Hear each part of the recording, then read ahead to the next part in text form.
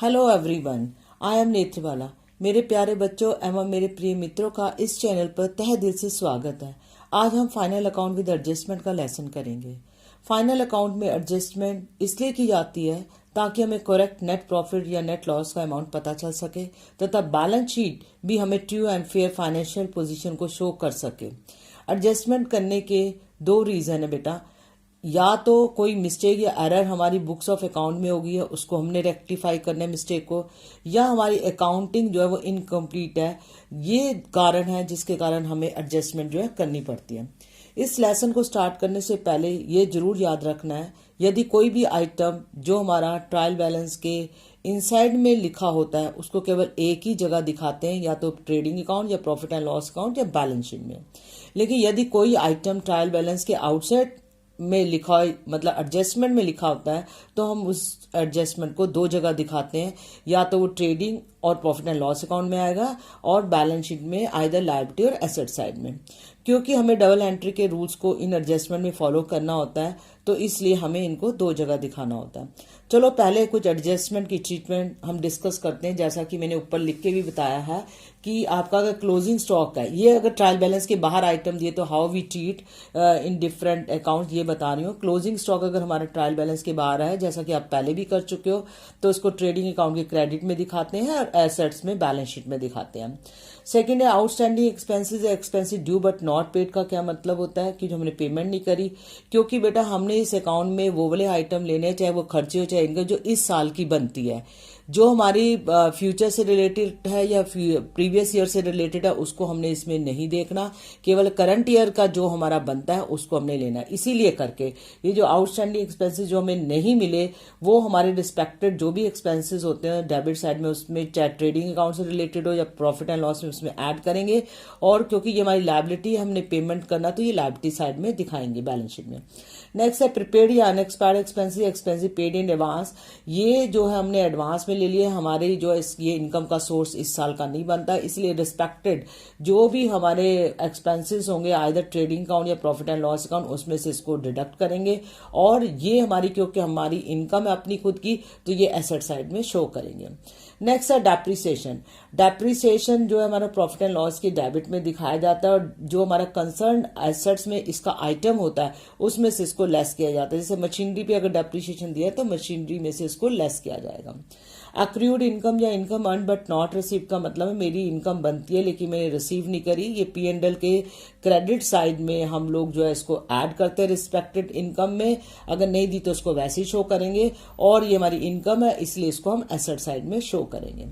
Unearned income या income received in advance का मतलब हमने इनकम पहले से ही रिसीव कर ली जो हमारी इनकम नहीं बनती। इसका मतलब क्या हो, ये प्रॉफिट एंड लॉस के क्रेडिट साइड में लिखा होगा, इसमें से लेस करेंगे रिस्पेक्टिव आइटम में से और इसको लायबिलिटी साइड में दिखाएंगे क्योंकि ये हमारी लायबिलिटी है। इंटरेस्ट ऑन कैपिटल हमारा जो है ये लॉस है, इसको प्रॉफिट एंड लॉस अकाउंट में हमको डेबिट में शो करना है और कैपिटल में लायबिलिटी में आइटम में शो ऐड कर देना।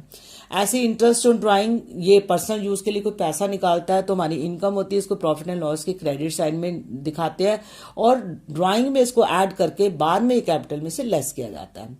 Interest on loan taken from someone, ये भी हमारा नुकसान है, इसको भी प्रॉफिट एंड लॉस अकाउंट के डेबिट में दिखाया जाता है और लोन में लायबिलिटी में इसमें ऐड करके दिखाते हैं। बैड डेट प्रोविजन, ये हमारा प्रॉफिट एंड लॉस के डेबिट में दिखाया जाता है। बैड डेट प्रोविजन का मतलब है जिनसे हमने पैसा लेना था उससे हमें पैसा मिलने की आशंका कम है, और डेटर में से इसको एसेट साइड में लेस किया जाता है। और आपको तीन बातें इंपॉर्टेंट ध्यान रखनी क्लोजिंग स्टॉक के लिए। एक तो अगर ट्रायल बैलेंस के इनसाइड में ट्रायल बैलेंस दिया है तो उसको केवल हम लोग जो है बैलेंस शीट एसेट साइड में दिखा के एक ही जगह दिखाएंगे, क्योंकि ये ऑलरेडी जो है परचेज में आपकी वैल्यू जो है एडजस्ट हो चुकी होती है। अगर ट्रायल बैलेंस के आउटसाइड में दिखाया जाए, जैसा कि मैंने सब लिख के दिखाया है, तो इसको दो जगह दिखाएंगे, credit side of trading account और एसेट साइड में। वैल्यूएशन ऑफ क्लोजिंग स्टॉक भी ध्यान रखना, अगर आपको ये कन्वेंशन ऑफ कंजर्वेटिज्म के कारण है, क्लोजिंग स्टॉक की वैल्यू कॉस्ट प्राइस और नेट रियलाइजेबल वैल्यू जिसको मार्केट प्राइस कहते हैं, दोनों अगर दी हैं और जो भी वैल्यू हमारी लेस होगी उसको हमने अपने अकाउंट में टेक ओवर करना है। तो ये हमारी एडजस्टमेंट है जिसको आपने ध्यान में रखना है और आपको फाइनल अकाउंट का क्वेश्चन करना है। चलो अब हम एग्जाम्पल पे हम लोग आते हैं। जैसा कि मैंने लिख के बताया हुआ है, इसके अंदर डेबिट क्रेडिट दिया। अब सबसे पहले आपको क्या करना है, पूरा क्वेश्चन देखते हुए नीचे एडजस्टमेंट पे जाना है, जो भी एडजस्टमेंट दिए उस पे आपको पॉइंट आगे लगा देना है, ताकि पता रहे कि इनकी एडजस्टमेंट करनी है। और इसको आप जब सॉल्व करेंगे तो इसको इनर कॉलम में लिखेंगे, क्योंकि उसकी एडजस्टमेंट में या तो ऐड होगा या लेस होगा। जैसे क्लोजिंग स्टॉक में 2 वैल्यू दी हुई है आपकी, जो है वो क्लोजिंग स्टॉक की वैल्यू 10,000 दी है और मार्केट वैल्यू 7,000, तो हमने कौन सी लेनी है इसमें, जो लेस हो 7,000। नेक्स्ट है वेजेस आउटस्टैंडिंग, तो हमने वेजेस के आगे निशान देखो लगा दिया है। हमारी प्रीपेड सैलरी, तो सैलरी के आगे मैंने देखो निशान लगा, आपको भी ऐसे करना है। मोटर व्हीकल पे डेप्रिसिएशन 5% है, वो भी हमने लगा दिया है। इंटरेस्ट ऑन ड्राइंग है तो ड्राइंग पे लगा दिया, इंटरेस्ट ऑन लोन है तो लोन पे लगाया, इंटरेस्ट ऑन कैपिटल है तो कैपिटल पे मार्क लगा दिया। Discount on but not receive amount और डिस्काउंट पे हमने लगा दिया। कमीशन रिसीव्ड इन एडवांस तो कमीशन पे लगाया। Create a provision for better, ये डेटर पे लगाया। तो इसका मतलब ये है कि जब हम एडजस्टमेंट करेंगे तो इसको ध्यान रखेंगे कि जो भी हमने सोल्यूशन करना है तो पहले इसको सबसे पहले इनर कॉलम में लिख देना, उसके बाद एडजस्टमेंट जैसा कि रूल्स बताया उसके अकॉर्डिंग करना। और मैं आपको शॉर्टकट ट्रिक भी बताऊंगी कि कैसे आप इनको बड़ी इजीली कर सकते हो। देखिए पहले ट्रेडिंग अकाउंट में देखो, आपको ये पहले भी पता है, फाइनल अकाउंट वाला पिछली वीडियो में देखा था, सिंपल की सबसे ऊपर ओपनिंग स्टॉक होता है, जो पिछले साल से बचा हुआ होता है वो इस साल का ओपनिंग बन जाता है। फिर आपको सेकंड नंबर पे परचेज लिखना है, उसमें से परचेज रिटर्न अगर है तो लेस करके आउटर में लिखना है। और आपका बाय में बाय सेल्स लिखना है, और सेल्स रिटर्न दिया हो तो उसको लेस करके आउटर में लिखना है, फिर लेस करके। और अब देखो पहली एडजस्टमेंट आपकी आ गई है, कैरीज इनवर्ड हमने एज इट इज कोई एडजस्टमेंट नहीं है। फिर वेजेस देखिए लिखी हुई है आपकी 3400, देखिए इसकी आउटस्टैंडिंग है। आउटस्टैंडिंग वेजेस अभी आपको रूल्स के अकॉर्डिंग बताया है कि ये हमारी जो है खर्चे बनते हैं तो उसको ऐड करेंगे 600, और वो हमने जो है उसको ऐड करके आउटर कॉलम में 4000 दिखा दिया।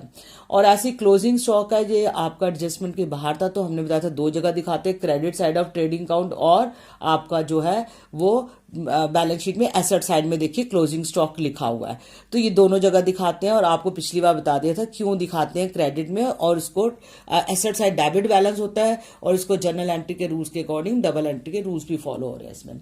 अब देखिए जहाँ पे क्रेडिट साइड का अमाउंट ज्यादा आ रहा है और डेबिट का कम आ रहा है, तो आपने पिछले उसमें भी करा था, तो टू ग्रॉस प्रॉफिट है, ये transfer to profit and loss account में करना है। उसी के नीचे बाय ग्रॉस प्रॉफिट हमने ट्रांसफर करा है ट्रेडिंग अकाउंट से 30,700। अब नेक्स्ट उस पर आ जाओ। अब जिसकी एडजस्टमेंट नहीं दी उसको एज इट इज ही लिखना है, जैसे ऑडिट फीस 300 वैसी, जनरल एक्सपेंसिव 500 वैसी, कैरिज आउटवर्ड आपका 2500 वैसी लिखना है। फिर देखो सैलरी में इसे प्रीपेड लिखा हुआ, मतलब पेड इन एडवांस हमने दे दिया है, तो अभी रूल्स में बताया कि उसको हमने लेस करना है, क्योंकि हमने करंट ईयर का खाली लेना है जितना बनता है, तो हमने इसको लेस कर दिया। ये हमारी इनकम का सोर्स है, तो कहाँ जाएगा बेटा, एसेट साइड में हम लोगों का जाएगा। तो देखो प्रीपेड सैलरी मैंने मार्क भी करा, 2 है तो 2, 3 है तो 3, सबको मार्क करके बताया हुआ। फिर टू रेंट एंड जो इंश्योरेंस है उसकी कोई एडजस्टमेंट एज इट इज लिखेंगे, टू एडवर्टाइजिंग भी आपका एज इट इज। अब नेक्स्ट देखिए आपका डेप्रिसिएशन ऑन मोटर व्हीकल लिखा हुआ है, कितना लिखा हुआ 5% है, और आपका मोटर व्हीकल भी आपका एसेट साइड में आता है, ऑलरेडी आप पहले कर चुके पिछले लेसन में, उसको इनर कॉलम में लिखेंगे 10,000। डेप्रिसिएशन बेटा हमारा लॉस है, इसीलिए करके इसको लेस किया गया है, और प्रॉफिट एंड लॉस के डेबिट में दिखा क्योंकि ये लॉस है। 5% हमने कैलकुलेट करा, वो हमने 500 लिखा, और एसेट्स में क्योंकि ये लॉस है हमने उसको लेस कर दिया। नेक्स्ट देखिए अब आ जाओ बैड डेट प्रोविजन, आपका 5% लिखा हुआ है, ये भी देखो डेटर हमारे एसेट्स का आइटम है, और इस पे 5% प्रोविजन बनाना है। इसका मतलब हमें डाउट है कि हमें पैसा नहीं मिलेगा, तो हमने उसको, क्योंकि जब नहीं मिलेगा तो हमारी इनकम तो हुई नहीं, तो उसको अब लेस करके इसमें दिखाएंगे, और दैट इज ऑल्सो लॉस, इसलिए P&L के डेबिट में हमने दिखाया। फिर टू इंटरेस्ट ऑन लोन आपका 10% लिखा हुआ है, वो हमने 9500 पे जो निकाला। आप देखो लोन आपका लायबिलिटी का आइटम होता है, और ये आपका डेबिट में दिखाया हुआ है, और ये हमारी लायबिलिटी की हमें पेमेंट करना है इंटरेस्ट भी, तो कैलकुलेट करके देखो आपको लोन के अंदर 5th आइटम में 950 ऐड करके दिखाया हुआ है। फिर इंटरेस्ट ऑन कैपिटल 8% है आपका, ये 8% भी आपका जो है वो इंटरेस्ट आपको देना है, और जैसा आप कैपिटल आपको देना होता है बाद में, तो इंटरेस्ट ऑन कैपिटल कैलकुलेट करा, वो देखो आपका लॉस हुआ एक तरीके से, उसको P&L के डेबिट में लिखा, और लायबिलिटी बनती है हमको पेमेंट करना है, ये भी इंटरेस्ट कैपिटल पे, वो कैपिटल पे हमने ऐड करा। अब आ जाओ क्रेडिट साइड में। अब क्रेडिट में देखिए कमीशन लिखा हुआ है आपका 500, कमीशन रिसीव्ड इन एडवांस, हमारी इनकम नहीं बनती, अभी मैंने बताया था जो हमारी इनकम नहीं बनती उसको लेस करना है, हमने लेस किया, ये हमारी लायबिलिटी है, तो कहाँ जाएगा बेटा, ये हमारा लायबिलिटी साइड में हमने शो किया हुआ है। अब नेक्स्ट है बाय डिस्काउंट, आपका 1000 है, एक्रूड डिस्काउंट है क्योंकि ये हमारा बनता है, हमें मिला नहीं है, that is why we added, इसको ऐड करा, इनकम का हमारा सोर्स है तो इसलिए हम इसको एसेट साइड में शो करेंगे। अब नेक्स्ट है इंटरेस्ट ऑन ड्राइंग, ड्राइंग पे आपका इंटरेस्ट है, ये ड्राइंग ऑलरेडी आपकी पता है कैपिटल में से लेस होती है, तो ये आपका ड्राइंग में ही पहले ऐड होगा, ये क्योंकि इनकम है वैसे हमें मिल रही है लेकिन ड्राइंग हमारी उसमें से लेस होती है तो ड्राइंग में ही ऐड होगा और उसके बाद हम कैपिटल में से इसको लेस कर देंगे। अब ये देखिए क्रेडिट साइड का अमाउंट ज्यादा आ रहा है, डेबिट का कम आ रहा है, डिफरेंस हमारा नेट प्रॉफिट हुआ जो ट्रांसफर टू कैपिटल अकाउंट। और सारा क्वेश्चन जैसे पिछली बैलेंस शीट में आपने करा था, पिछले वीडियो में किया था, बिल्कुल वैसे ही है। कैपिटल आपका 30,000 था, उसमें इंटरेस्ट ऐड करा, अभी मैंने एडजस्टमेंट बताई, नेट प्रॉफिट ऐड हुआ और ड्राइंग के साथ इंटरेस्ट जो भी आया उसको लेस करके हमने करा। क्रेडिटर एज इट इज ही लिखेंगे, bills payable as it is ही लिखेंगे, देयर इज नो चेंज, और लोन में इंटरेस्ट मैंने अभी बताया ऐड करके, और एडजस्टमेंट मैं आपको बता चुकी हूँ। Come to the asset side का, एसेट साइड में आपका मोटर व्हीकल मैंने अभी बता दी, लैंड एंड बिल्डिंग आपका as it is, closing stock भी बता चुके, cash bank as it is लिखेंगे बेटा जैसा मैंने दिखाया हुआ है, ध्यान से देखिए सोल्यूशन को भी, और उसके बाद एडजस्टमेंट हमारी है। तो इस तरीके से हमारी बैलेंस शीट का टोटल बराबर आना चाहिए जो पिछले आपने क्वेश्चन में भी किया था। लेकिन इसके बावजूद भी बेटा जिस बच्चों को अगर ये चीजें नहीं ध्यान में रहती तो एक छोटी सी ट्रिक मैंने नीचे लिखी हुई है कि देखो डेबिट और क्रेडिट के नीचे एरो मैंने नीचे की तरफ लगाई है। इसका मतलब क्या है मैं आपको बता रही हूँ, जो बच्चे इसको फॉलो करेंगे तो जो मैंने फर्स्ट में बताया उसके अलावा भी आप अपने आप भी कर सकते हैं। अगर कोई भी चीज जो है डेबिट में आपकी या क्रेडिट में डिक्रीज होती है तो उसको सेम साइड में दिखाना, मतलब फॉर एग्जांपल मैं बताती हूँ डिक्रीज का मतलब, जैसे प्रीपेड, आपका प्रीपेड सैलरी है, प्रीपेड सैलरी आपकी इसमें क्या हो रही है बेटा, लेस हो रही है। लेस होने का मतलब है ये सेम साइड वाली डेबिट से ले रहे हैं तो प्रीपेड को डेबिट का मतलब होता है एसेट साइड, तो एसेट में हमने दिखा दिया, ठीक है बेटा, ये ध्यान रखना। और अगर कोई चीज क्रेडिट में लेस हो रही है, अब आ जाओ credit side profit and loss में देखिए जरा बेटा, आप क्रेडिट साइड में आपका कमीशन जो है वो रिसीव्ड इन एडवांस वो लेस हो रही है बेटा, देखिए तो इसका मतलब यहाँ क्रेडिट में लेस हो रही है तो उसको सेम साइड का मतलब इसकी सेम साइड क्या होगी बैलेंस शीट में, बैलेंस शीट में बेटा मैंने बोला सेम साइड, तो क्रेडिट बैलेंस किसको कहते हैं, लायबिलिटी। देखिए आप कमीशन रिसीव्ड इन एडवांस हमने क्रेडिट में लिख दिया सेम अमाउंट। अगर आपको वो नहीं समझ आ रहा तो आप इस फॉर्मूले से भी कर सकते हो। सेकंड, अगर डेबिट या क्रेडिट की वैल्यू जो है इंक्रीज हो रही होती है मतलब प्लस हो रहा है तो उसको ऑपोजिट डायरेक्शन में लिखना है।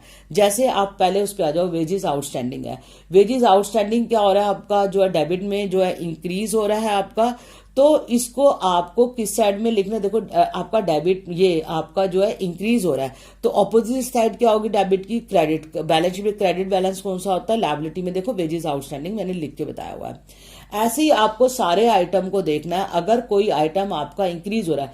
अब देखो अब एक और आपको थोड़ी सी कंफ्यूजन रहेगी, डेप्रिसिएशन और मोटर व्हीकल ये डेबिट में इंक्रीज हो रही है, आप कहोगे जी इसको एसेट्स में क्यों लिखा, फिर इसको क्रेडिट में लिखना था।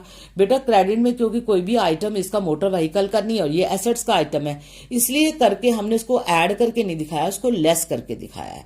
मतलब ये ऑपोजिट साइड बन गई, मतलब आप अगर ऐड करते तो हमारा वो रूल ना बनता, लेकिन ये इसको हमने लेस किया। ऐसे ही आपका ये देख लो, और कौन सा आपका bad debt provision, bad debt provision भी आप कहोगे कि तो डेबिट में लिखा था आपका, फिर आपने इसको एसेट साइड में क्यों लिखा, क्योंकि डेटर आपका ऑलरेडी आइटम दिया होता है इसलिए इसको लेस किया। तो बेटा मेरे ख्याल से आपको जो भी मैंने ये चीजें बताई हैं आपको सारी बातें समझ आ गई होंगी, जो मैंने एग्जांपल से कोशिश करी समझाने की।